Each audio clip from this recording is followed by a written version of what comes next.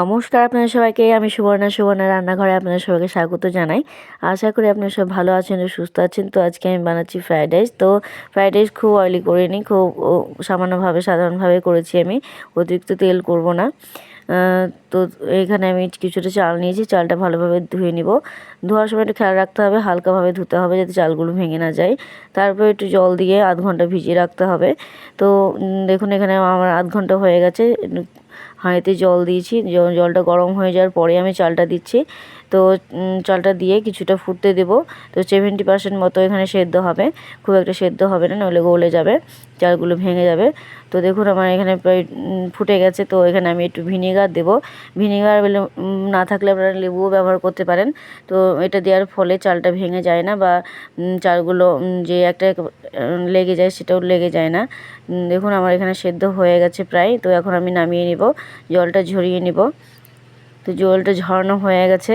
তো দেখুন আমি কড়াই বসিয়ে দিয়েছি, কড়াইয়ের মধ্যে অল্প ঘি নিচ্ছি, আর অল্প নিয়েছি সাদা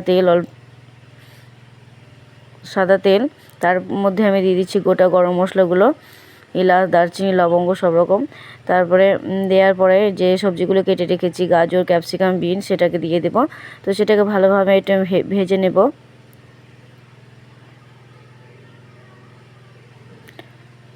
তো ভালোভাবে ভেজে নেব। এখানে আপনারা যদি কাজু কিশমিশ দিতে চান তো দিতে পারেন।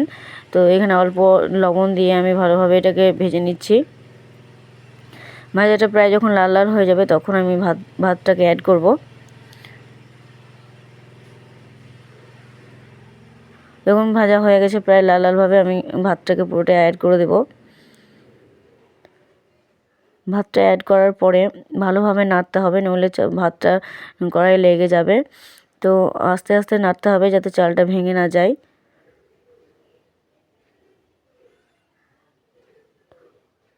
দেখুন আমার প্রায় হয়ে গেছে। এখানে আমি মিষ্টি দেবো। তো আপনারা যেমন মিষ্টি খাবেন তেমনই মিষ্টি দেবেন। তো আমি অতিরিক্ত মিষ্টি দিইনি, খুব হালকাও দিইনি, মাঝারি দিয়েছিলাম।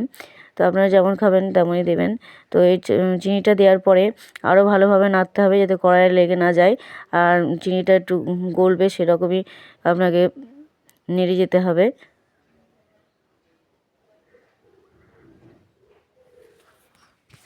তো বেশি আমি এখানে দেখুন অয়েলি করিনি। এখন বেশি কেউ ওরকম তেল খেতে আমরা পছন্দও করি না, কিন্তু এসব খেতে তো ভালোই লাগে। তো আমি অল্প তেলেই করছি। আর আপনারা যদি কাজু কিশমিশ দিতে চান তো দিতেই পারেন, আমি সেটা দিইনি। তো তারপরে দেখুন আমার প্রায় হয়ে এসছে। তো আমি অল্প ওপরে একটু ঘি দিলাম, ঘিটার সেন্টটা খুব সুন্দর লাগে। তো তারপর ভালোভাবে নেড়ে আমি নামিয়ে নেব। তো দেখুন আমার হয়ে গেছে। তো কেমন লাগলো অবশ্যই জানাবেন। তো ভিডিওটা আজকে আমি এখানেই শেষ করছি।